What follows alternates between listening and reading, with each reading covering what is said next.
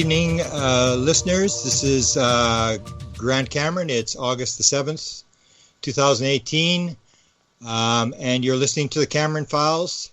Thanks for taking time to listen, and I really mean that. I often wonder how people don't have something better to do than just to listen to me. Fasten your seatbelts for takeoff.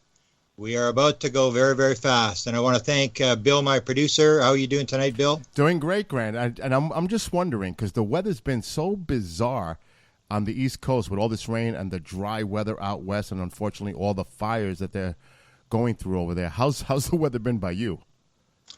Well, let me tell you, it's we are. I'm describing as we're having a silver seed alert here. What exactly is that? Well, thanks. I'm glad you asked. As you know, we're doing a music show tonight, and I've got a big name musical guy with us tonight. But as you know, I got a message, supposedly from an alien, to tell me the message is in the music. And I've also told people that I live in the coldest major city in the world. Mm-hmm. Except there may now be a city over 500,000 people. That's the sort of the cutoff point in Siberia that's colder. Wow. But as I say, we're having this alert because one of the things that I got in this message from this alien was that Neil Young had part of the message. And the message that was given came in a song called After the Gold Rush, which was written by Neil Young. I believe it was 1968. Mm-hmm. And as I said, he grew up in Winnipeg. That's the only thing that got me into this story. A couple of weeks ago, I have an interview I did with a guy that's out in Race Hobbs territory there, Utah, a guy named Ron Johnson. Mm-hmm. And I'd known this guy for many, many years. And I knew he had a very, very bizarre story. I'd sort of heard little bits and pieces. But when I heard he'd flown the craft, I actually said to him, "Can I interview you, Ron? I need to interview you. I'm putting a collection together on my Whitehouse UFO YouTube channel. I want to talk to you about flying the craft because I've got 50 people, either that I've studied that have flown the craft or people that I've actually talked to, and basically everybody tells the same story."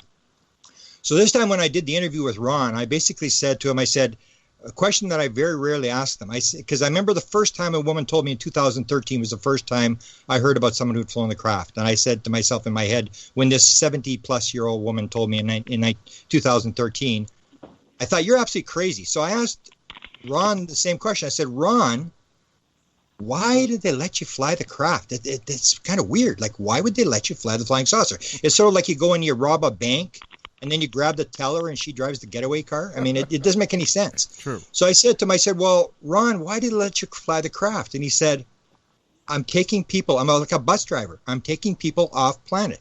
I'm taking people to another star system. And I said, really? And he said, yeah, that's what they basically told me, that this is what I do. So getting back to the story of the message that I got with the Neil Young thing, the lyrics at the end of the song, this is how I got dragged in this, because Neil Young was part of Winnipeg, and I would never have touched the story because I have no interest in music whatsoever.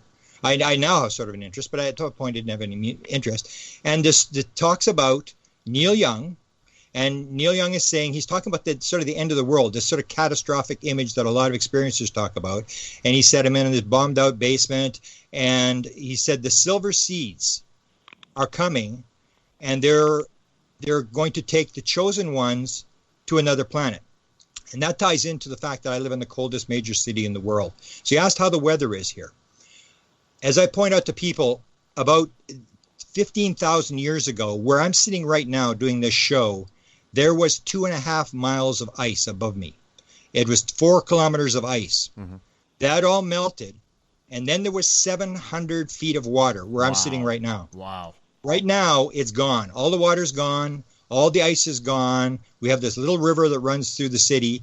And for the first time, I've lived in this city my entire life. The first time I ever heard this, we have a 4-day, not put out by a radio station, put out by the Weather Bureau, a 4-day heat advisory warning. I can't believe I live in the coldest major city in the world, and we've got a 4-day heat advisory. So if I suddenly disappear, Ron is picking up people. He's flying the craft. He's taking people, and we're all looking for the silver seeds, maybe to come and pick us up. This may be the end here. So if I disappear and I'm not around for the next show, You can tell, Race, that Ron Johnson came and picked me up in the craft, and I've gone off to another star system. I just want to add this before you bring on your great guest, and I'm really interested in listening to your guest because he had a great album, Signals from Malibu, which I'm sure you're going to touch on with him. But do you think they're going to take these people off world because the planet is threatened and they're taking, like subjects to recreate another civilization to save humanity in that aspect?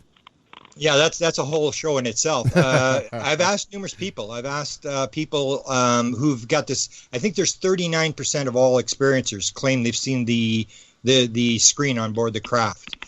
And so I basically say, like, what is it? Is this, is like the Bible? Is it like, fire and this kind of stuff? Mm-hmm. What is it? And most of the people that I've heard talk about a flood event, a major flood event, or something like that.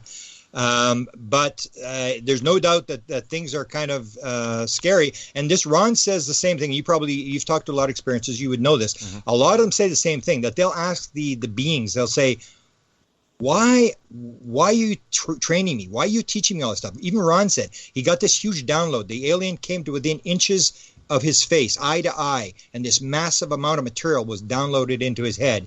And he said, why are you doing this? Why are you doing all this kind of stuff? And almost all these experiencers will say the same thing. They tell me that when the time is right, you'll know exactly what to do. And a lot of experiencers will talk about directing traffic or this sort of stuff. I'm most interested in the experiencers who are flying the ship, because that's the bizarre thing, because it doesn't make any sense. And the key thing is that almost every single person tells exactly the same story, how you fly the craft. And I won't get into it because I don't want to give away what the key things are. But it comes down to this whole thing that we're being interacted. And even just as an update before we go to my guest, your friend John Burroughs, who runs the show on Thursday night, Phenomena Radio with Linda Howe, mm-hmm. has actually now done an interview just a couple of days ago, which I was really shocked. I mean, he's basically he's talking about the C word. And this is the word that I sort of got ostracized in the UFO community when I made this move from government documents to consciousness. I had this download experience. And I said that the conscious element to this thing is very important. And John has started to talk about this now. And he didn't say too much about it. And he was told to do some exercises by Kit Green, this former CIA guy. And he said they're interacting with him quite often, that he's getting this interaction with whatever this phenomena is. So that's the whole thing is when I started in 1975, there was none of this weird stuff going on. It was sightings and it was landing traces, which don't happen anymore. There was none of this weird people with visions and people, this kind of stuff. It's a completely different world than it was in 1975 when I started. But that's, I guess, what we've got to go to. We got to go to what is actually going on. What is the message that we're getting from these beings? And that was the whole thing that I was told in this from Chris Bledsoe, was the experiencer, was that the message is in the music. So I've been very interested in consciousness and in musicians. And so that leads us into the musician we have tonight. So can you play, I've given you the two audio clips there. Can you play the first audio clip, which will introduce who we're talking about tonight? You got it. And we're going to roll that right now. It'll go 1 minute and 6 seconds. You got it. And now, one of the legendary creators of instrumental surf music, Merrell Fankhauser. I was lucky enough to play and honored to play for the first Dharma benefit way back in 80-something. Thanks to Willie K and Willie Nelson. We're going to do Wipeout for you right now.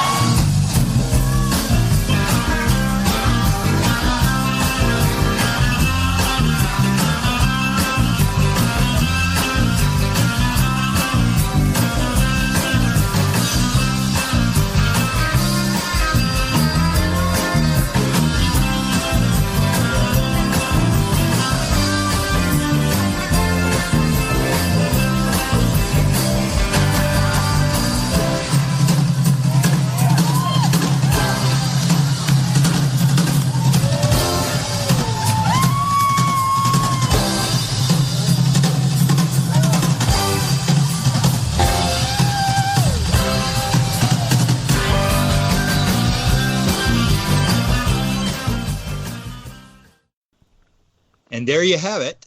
Tonight's guest is Merrell Fankhauser, and the song is Wipeout. The bizarre thing of this whole story And why I'm so honored to actually talk to Merrell, and I've talked to Merrell a number of times. In fact, Bill actually had us on another show where we were talking music. And I only bought 2 records. As I said, I was never into music. My mother was a church organist. My father listened to jazz constantly. My sisters were in a group. I had no interest in music. I only bought 2 records in my entire life. I bought a 33 album by Herb Alpert and the Tijuana Brass, and I bought a 45. And the 45 is the one you just heard.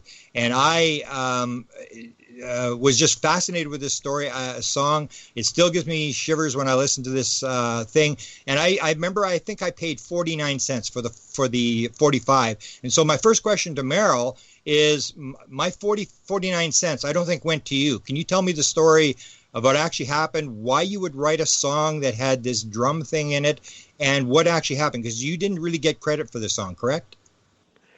Well, yeah, I got credit, but a lot of it, was construed because so many other groups recorded the song.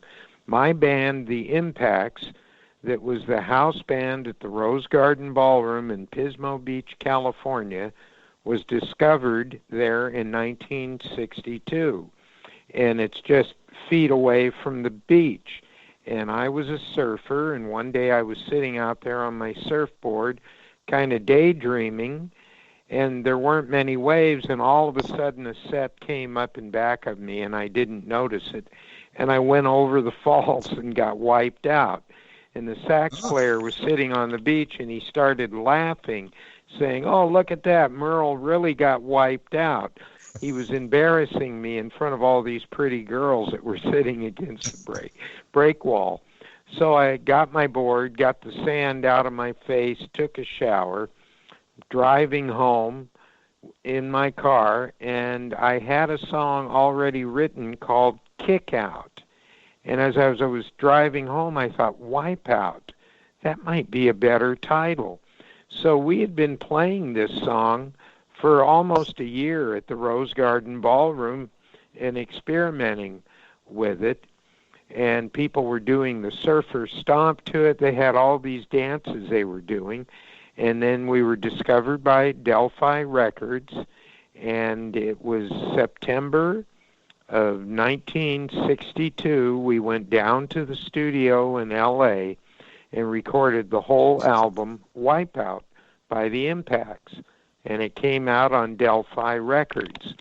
Well, the 2 producers that produced us, they had us sign some papers. We thought we were signing record contracts. But in fact, what we were doing, Grant, we were signing all of our rights over to these 2 producers that became famous for doing this to young bands. They recorded the Challengers, the Surfaris, many other bands, and kept all of the money. And they would just take the tapes to the record company, get a large amount of front money, and sign the contract with the record label and have all the money funneled to them. And it took us quite a while before we woke up to this and found out what happened. So even though I wrote quite a few songs on the album, I had no credit for any of the songs. And when you looked at the album, there was nothing that said who wrote what song. So I learned a lesson real fast. And in 1994, their contract expired, and I went in and re-copyrighted the song, and I got the rights back in 1994. So I own the publishing rights and the songwriting rights. But they had many other groups record the song, and they made money off of them and kept all of the money, too. So after that, I got really wise to how the music business worked and contracts.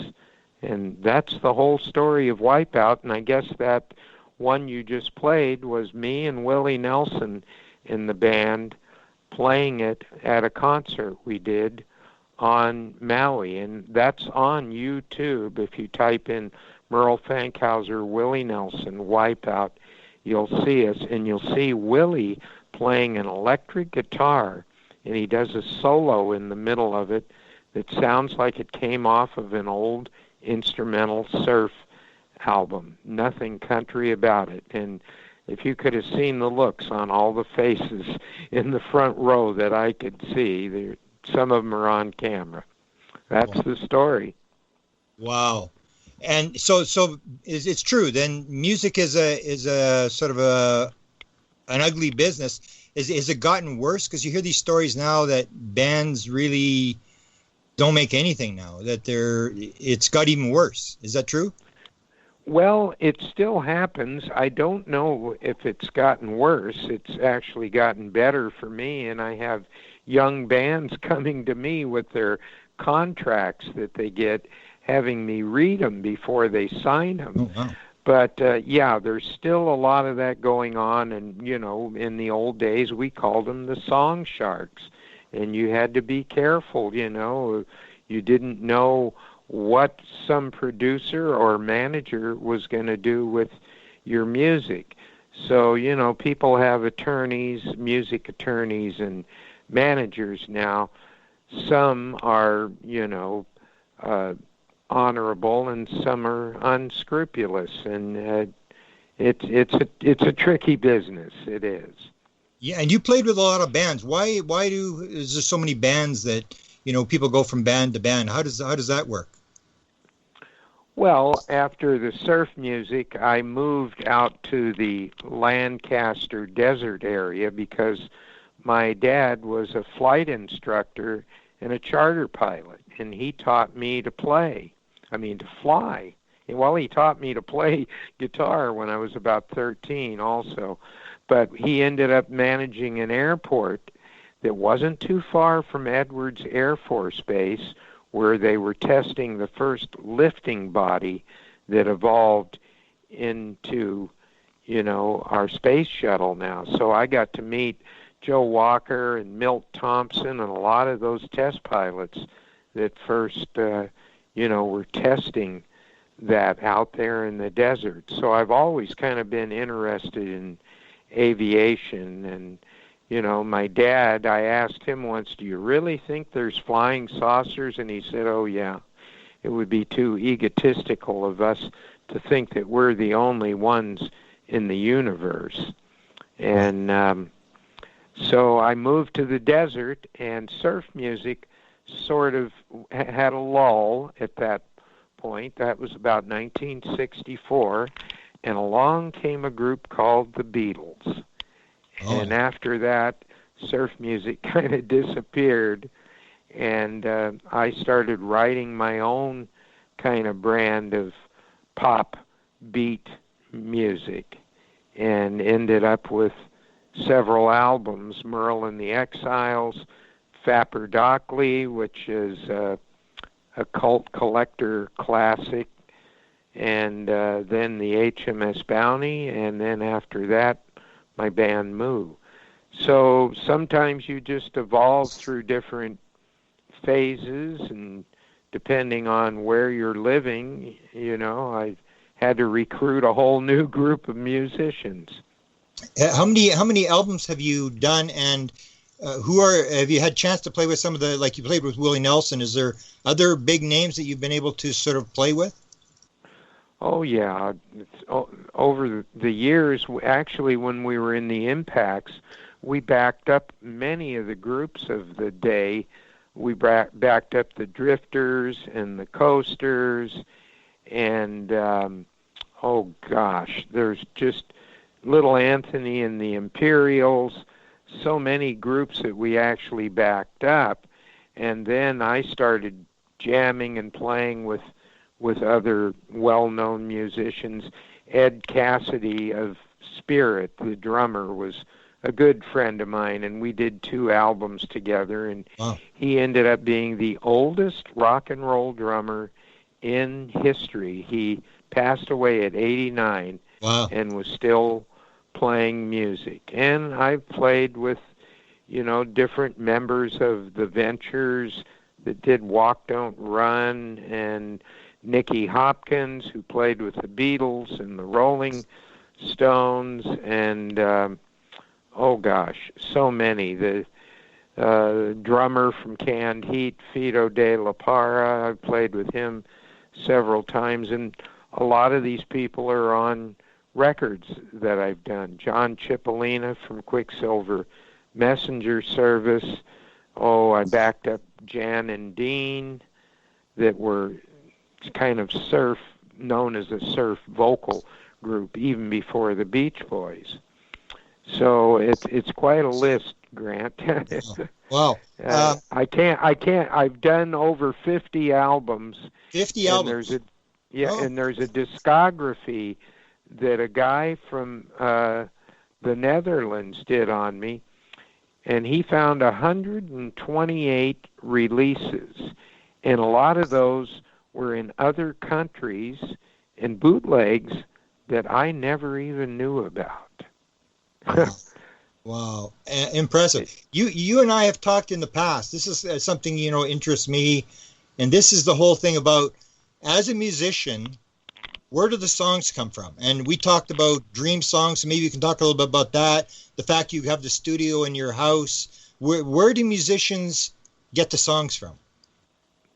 Well, I think I told you that story about when I met John Lennon at Harry Nilsson's house and at a party. This was in the 70s, and we had a chance to talk about songwriting, and I played him my song while I played this whole group of people, about 30 people in the living room, my song On Our Way to Hana, that talks about seeing two silver saucers on Maui, which was a true story, the whole band song. And he asked me what inspired that song, and I said, well, seeing these objects that we couldn't tell what they were. And then he said, isn't songwriting odd? And he said, I get this feeling, and I know something's going to come out. And he says, I have to record it musically on a tape recorder or write it down right away, because 10 minutes later, it can be gone and out of your mind. And he called it automatic writing. And we were both, saying, yeah, the same thing happens to me. So you don't really know where the songs come from. We didn't talk about UFOs or anything, even though he had a sighting in New York.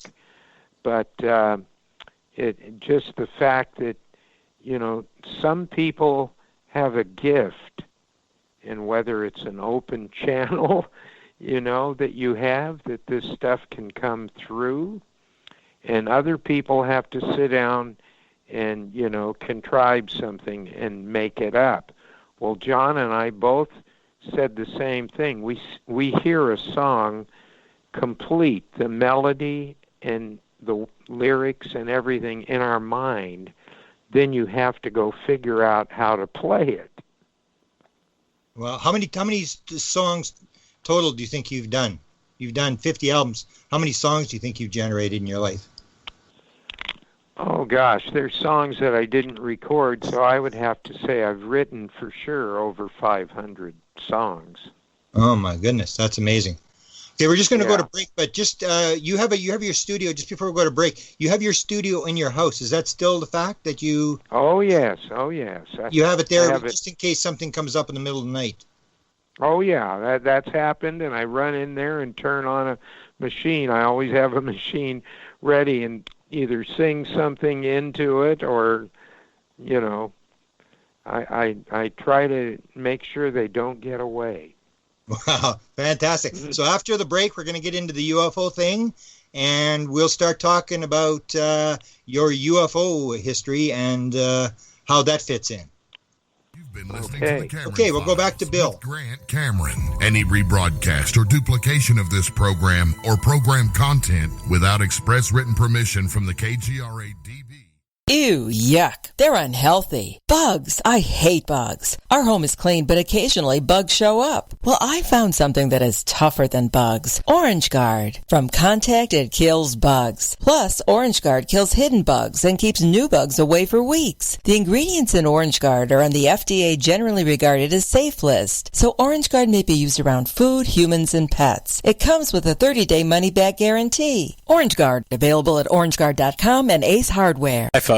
CBD is the home run hitter for health right now. Why, you ask? Because of what it does for the body. Unfortunately, I can't tell you all about the benefits. You know, there's reasons. Do your due diligence and log on to ancientlifeoil.com. That's ancientlifeoil.com. Ancient Life Oil uses organic ingredients and is blended in coconut oil for some of the best benefits. Legal in 50 states and non-psychoactive. Log on to ancientlifeoil.com. That's ancientlifeoil.com. I'm a planner. Some of my friends say I'm a survivalist. I guess they're right, because when disaster hits, I have a survival plan, and it starts with my survivalist camp, my fully functional, off-the-grid bug-out house. And when the you-know-what hits the fan, I'm out of here. So what the heck is a survivalist camp? At first glance, it looks like a very nice RV, but it's really engineered to provide my family with 5 basic needs for survival: air, water, shelter, heat, and food. Survivalist Camps builds a camp to withstand all that nature and man can throw at it. It's fully mobile. My family and I can flee disaster fully self-sufficient in just moments. And its construction will last a lifetime. Look, if you're a planner, you need to check out survivalistcamps.com. They're like you and me. They believe a good plan is the best way to meet a disaster. Survivalistcamps.com. Be ready to be impressed. That's survivalistcamps.com. Get prepared at survivalistcamps.com. I'm a grandpa young enough to hike Big Sur with my son, and that's where I had a heart attack with no way to call for help.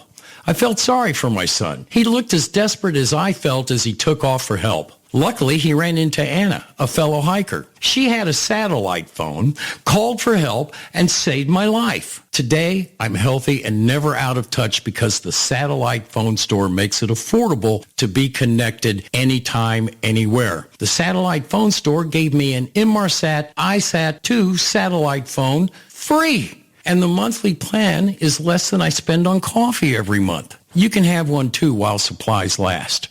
Call the satellite phone store, 877-705-8839. Remember, the satellite phone store, 877-705-8839. TheSatellitePhoneStore.com.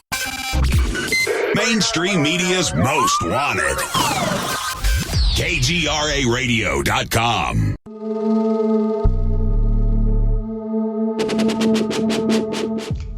Welcome back, everybody. We have a lot to cover here with Merrell. We're going to get into the weird stuff now. Merrell, tell me how you got to go to Hawaii and the connection to the lost continent of Mu.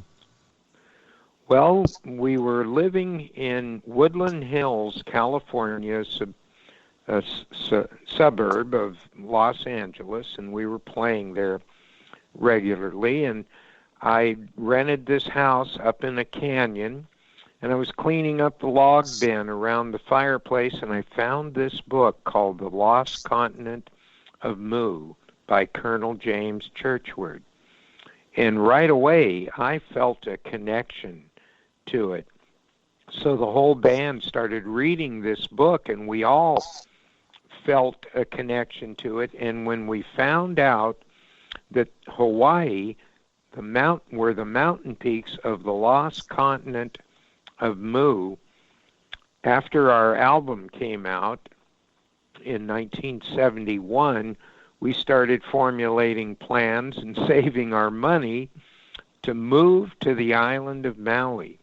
And in 1973, we moved to Maui, and we set up our equipment in a rented house on the edge of the rainforest that had electricity, and started recording a second album in the house. It just so happened that Quicksilver Messengers Services engineer had some leftover recording equipment from an album he did with them in Hawaii called Just for Love. So we're recording, and we took a break one night and decided to go up to the top of Haleakala Crater and look at the sunset, because it was so beautiful from up there. And we were sitting there at the very top, and there's an observatory there, and there were a bunch of tourists and people there. And right after the sun went down and some people were starting to leave, this bluish green pulsating light just came in over the floor of the crater and sat there and was pulsating. And we're going, what's that? It can't be a helicopter. There's no sound. Then all of a sudden, two smaller ones came out of it, and they started shining a beam of light between each one, and it formed a tetrahedron, an inverted pyramid, and everybody's just going, wow. And we watched it, I would really say, for at least 4 minutes. And there was a ex-World War II Navy guy there, and he said, wow. He said, I have never seen anything like that, even going through the war. And all of a sudden, they all went back together as this one bluish-green pulsating light and shot straight up and disappeared as fast as it appeared. And we drove back down to the house, and right away I started writing the song, Calling from a Star. And there's a video on YouTube. I later, in 1978, we filmed me performing the song at the top of the crater on 16-millimeter film, and that is on YouTube. Wow. Well, let's play the first little bit of the song, and then we'll continue on.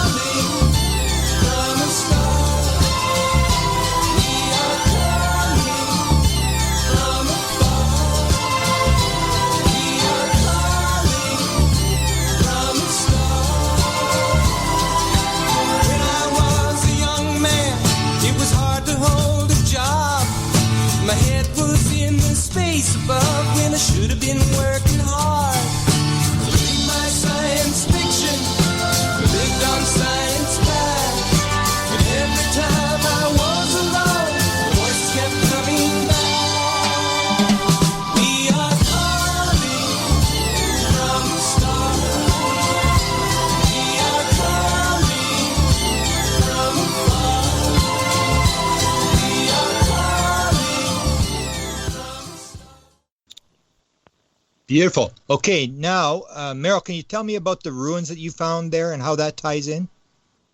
Yeah, I started, because I was so into this theory about the lost continent of Mu and how the islands of Hawaii were all out of the water at one time. And so I started researching in the jungle for things, and the Hawaiians, for some reason, really trusted me and told me things that they wouldn't tell anybody else. And, they called me Brother Merrell. And this old Hawaiian guy who was in his 80s, Johnny Kahamoi, showed me this valley. And there was a stone trail going down into this valley where there was a waterfall. And he said, when I was a little kid, I used to play down there, but my parents told me not to because the Mu people might get me and take me away.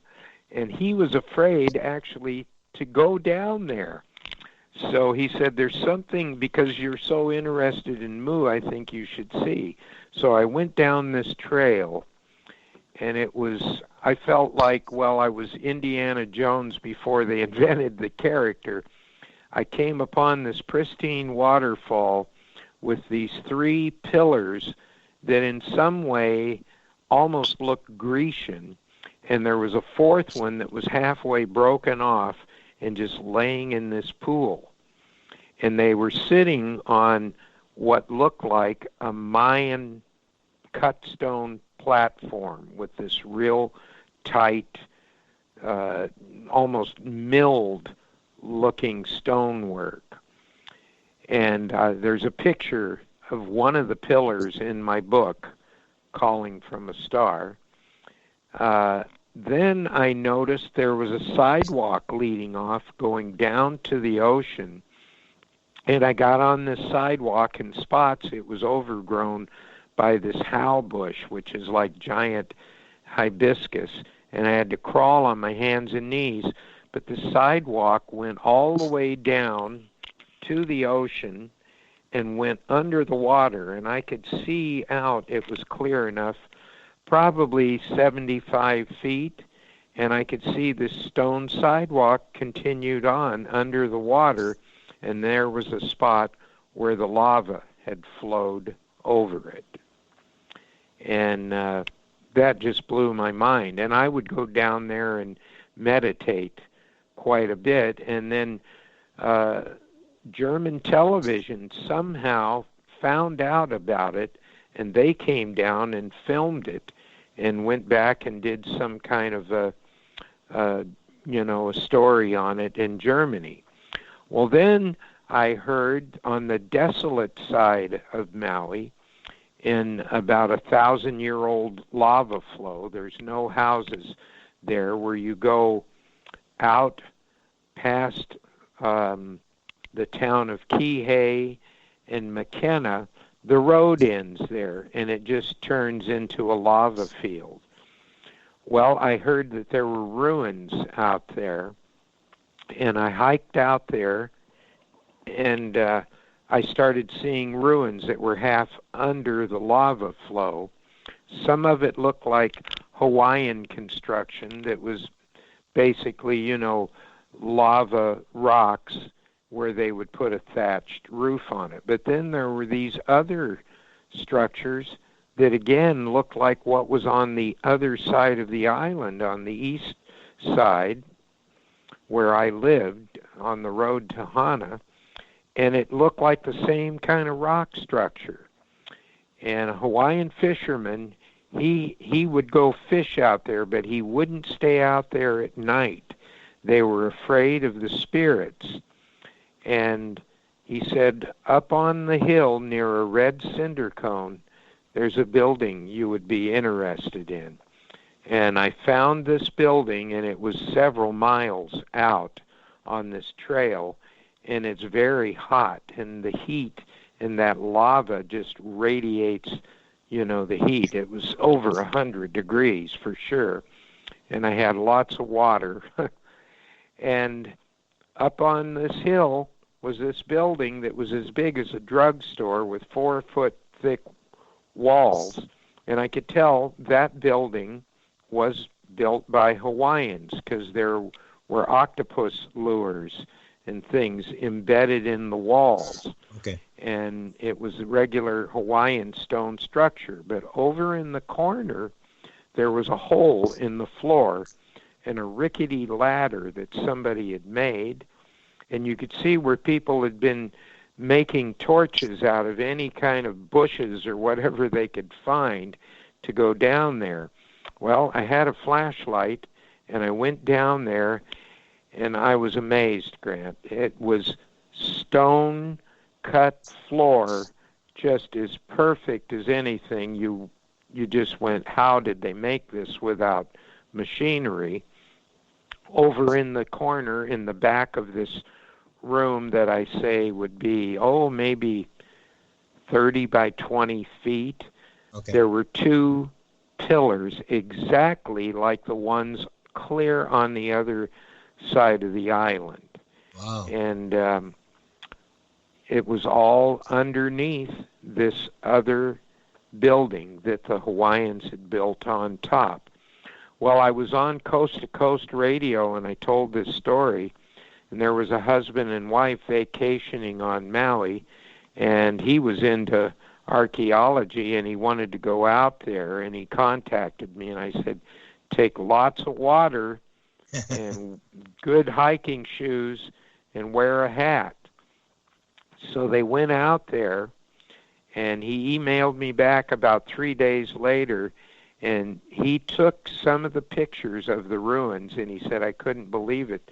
They were right where you said they were, but they couldn't make it to the big building because his wife got heat exhaustion. And he said he had to practically carry her back to the car and take her to the hospital. So there are some pictures of this, like I said, in my book, but also a guy from Britain found out about it and hiked out there, and he took some pictures with a really nice camera of these ruins, but he doesn't have the underground building either. Apparently he didn't know about it, or they couldn't find it. But when he wrote the story, it ended up in National Geographic. This is about 3 or 4 years ago now, and he made it seem that he discovered these ruins, that nobody knew about them. All the Hawaiians knew about them, but they don't tell people about them. And like I said, they're afraid to stay out there after dark. Wow. They say that they hear strange sounds. Well, the lava is so shaped so odd, and the way the wind blows through there, I heard it. It sounded like things howling, and this one guy said, oh no, I heard babies crying. And it's an eerie place to be at night. But there was some structures there before the Hawaiians got there, and they say that there was a white, blonde, and red-haired race living in that area. There was actually a village when the Hawaiians came there from Tahiti, and I was in the Bishop Museum in Honolulu, and there's a stone axe head that was found in this area on Maui, and they discerned it's of Viking origin. Wow. Yeah, you're featured in a book with a friend. We have a common friend who unfortunately passed away, Michael Luckman, who actually wrote the book Alien Rock, and he goes through all the musicians and their contact with UFOs. And you had a contact with UFOs. You're one of the many musicians who have had this sort of bizarre connection to it. And in that book, Alien Rock, you tell the story about Jimi Hendrix. Can you go through that story and his story in Hawaii? Yes, he was there in 1970 filming the movie Rainbow Bridge. And there's a scene in the movie where they're hiking through the floor of the crater where I saw the UFO much later in 74. And they had burros with the camera equipment on it, and the whole crew and the cast, and at one point it was said that this silver saucer in daylight came down into the crater and just hovered there, and they were all looking at it, and they said that Jimmy just stood there with his arms open saying, "Welcome, Space Brothers," but before they could get the camera off of the burro and on the tripod, the thing disappeared. So that story was around on Maui still. People were talking about it when we went there. And I ended up meeting a lot of the cast that still live on Maui that were featured in the movie. And we interviewed them about 3 or 4 years ago, and we did our own little documentary called Rainbow Bridge Revisited. And they talk about the UFO sightings that they had while making this movie with Hendrix. And that's out on Gonzo Multimedia, the UK label, and you can find it on the internet. It's an hour-long documentary of video of interviews and music. Oh, even I haven't seen that. I'll have to. We'll provide a link for that to send people there, because that's fascinating history that even I didn't know. There's a teaser for it, Grant, on YouTube. It says Rainbow Bridge Revisited teaser, and I think it's about an 8-minute, like movie trailer that the label put on YouTube. Wow. So you do movies or documentaries as well as music? Well, I've done a few, and of course my music is in a lot of surf movies. In the Michael Luckman, he goes to write a second book, and you get involved in a second story with Michael Luckman, and that's the story about the sounds off of the Malibu coast. So can you go through that? What happened when you heard the sounds, how Michael picked you, and that whole story about that album that you put out? Yeah, well, this old retired World War II radio expert who in the Second World War, he was responsible trying to pinpoint where the Japanese were broadcasting from on these various small islands and atolls. And he stayed into radio technology and lived in the hills of Malibu. And one night he was talking to somebody in Australia, and when they finished, he dialed off the frequency, and he started picking up these very strange radio signals, and he had a range-finding device, and he figured it was 3 miles out from where he was living up in the hills, which made it out in the ocean. And he's going, well, that's strange. There's nothing out there. So he started asking around in town, has anybody heard these signals and things? And nobody had. And he ended up somehow talking to a Chumash Indian elder. And he told him, he said, well, there's a building out there about 700 feet under the water. And my tribe has known about that for 1,000 years, because the Chumash were the indigenous Indians that lived along the California coast. And he said when the ocean level was down, lower, they used to use it as a pier to fish off of.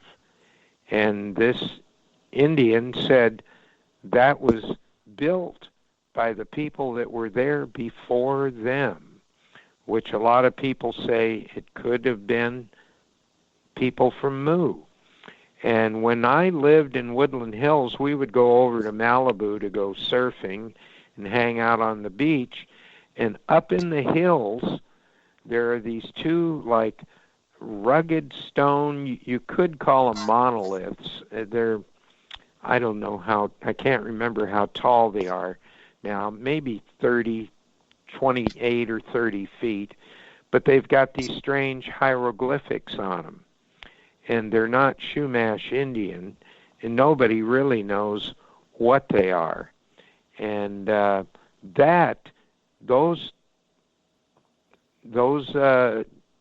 columns are pointed straight out to where this building is under the water. And I feel like somehow the two are connected. But anyhow, Michael Luckman got in touch with this radio expert. His name is Emmett, and Emmett sent him the signals, and Michael called me and said, Merrell, you've got to hear this. And so they sent me the signals, and I went in the studio and put them on and started listening to them, and I immediately heard a song in my head. And the only way I can relate it reminded me of a surf instrumental version like a mysterious James Bond song from the 60s James Bonds. And I right away turned on a click track on the drum machine and played my lead guitar part to it so it would be in sync, and left the signals in it and brought my band in and recorded it, and they just went, wow, this is something. So then I noticed there were 4 more minutes of signals left. So I wrote another slower piece that I called Messages from the Dome. And I sent them, both of the songs, when they were finished, to the label I'm on in England, Gonzo Multimedia, and they loved it and said, if you do a whole album of this, we'll release it. So in a month, the band and I, it's one of the quickest albums I ever recorded. It was just like coming out of me. I couldn't sleep. I had to just keep going. And we finished the album. I sent it to them, and they said, wonderful. And they put it out. Well, flash forward, it starts getting a lot of radio play all over, and I'm doing interviews. And the one song, Messages from the Dome, at the end, near the end of the song, it sounds like a high-pitched lady's voice yodeling. And that area shut down 4 different radio stations, Grant, that I was on when they played it. And here I'd been on, it took them off the air. One was, I think, Joanne's show in England. Yeah. And they all said, we don't understand. We have new digital broadcast boards. And I went, aha. And I found out that the older broadcast boards that were still analog, it didn't affect them. It only affected the digital boards. Wow. So nobody really knows why it's doing that or what these signals actually are. But as I was saying before, for years they were seeing lights going in and out of the ocean there. And when I was a teenager, around 1960, 61, we went down, a group of us, to surf. And when we got done surfing, some local surfers said, oh, you guys ought to stick around and watch the lights go in and out of the water. So we're driving home, and my pal that was with me, he's laughing. He's going, oh, they're seeing pelicans fishing, because they do that up here in Pismo Beach. You know, they'll dive and get a fish. And I never thought anything else about that until this happened with these signals. Then I started finding out that people had been seeing these lights going clear back to about 1949. Wow. And it's apparently still happening. And one of the things I wanted to do was go down there with my TV crew and the van and just sit there with a couple of cameras for the night and see if we can catch something. Yeah, you invited me to come down. I'm coming to California in November and February, and I maybe give you a call, and I'd love to do that. Just go sit on the beach and see what happens. And that was on your album, Signals from Malibu, right? So there's an album out there. It's still, people can find the album? Yeah, Signals from Malibu. It's on Gonzo Multimedia. It's out there. You can find it online. It's at Amazon and buy it. And actually, there's 2 videos, Grant, that are on there on YouTube. Signals from Malibu and the song Messages from the Dome, the one that was shutting the stations down. Oh, and the one interesting thing I have to get in, I was on Dr. Bob Hieronymus's show from Maryland. Do you know him? Yeah, I know him, yeah. Yeah, and he says, Merrell, there's something I want you to hear. He plays me these signals, and he played mine first, and then he plays me these other signals. They were almost identical. And I said, what is that? He said, that's from 1970 a guy in either Sweden or Switzerland, Billy Meyer, recorded these on a reel-to-reel tape recorder. And you can hear his dog barking. He said there was a UFO hovering over him at that time. And the dog is on the tape. And they were almost identical. Unbelievable. Fascinating. Last question. We've got less than a minute. Tell us about your new song on the movie. You've got a song in a movie now. So tell us quickly in a couple seconds about that, and then we'll have to get you back. You're just fascinating guest. Thank you. The movie Chappaquiddick about the Ted Kennedy incident, it's been out since the end of January. They took one of my songs from my Fapper Dockley album from 1967 called Lila. It's kind of a dreamy folk rock song to be in that movie. And it's in the background in a party scene. And they gave me nice screen credits on the end. So I'm hoping that does well. And it's just amazing that one album from 1967, the LP itself, a sealed copy, still goes for $1,000 a copy. An open copy will go for $450. And my goodness. Several songs out of that album. One was nominated for a Grammy on a classic Warner Brothers Golden Nuggets compilation. And another song, Supermarket, was in the Thomas Pynchon novel Inherent Vice. So that album's still doing good, like a rare bottle of wine. Okay, beautiful. Thank you, Merrell. It's been an honor to know you and to talk to you. And we'll send it back to Bill, and we'll be in touch. And hopefully we can go sit on the coast of Malibu and experience something together. Let's do it, Grant. I'm Beautiful. Looking forward to meeting you.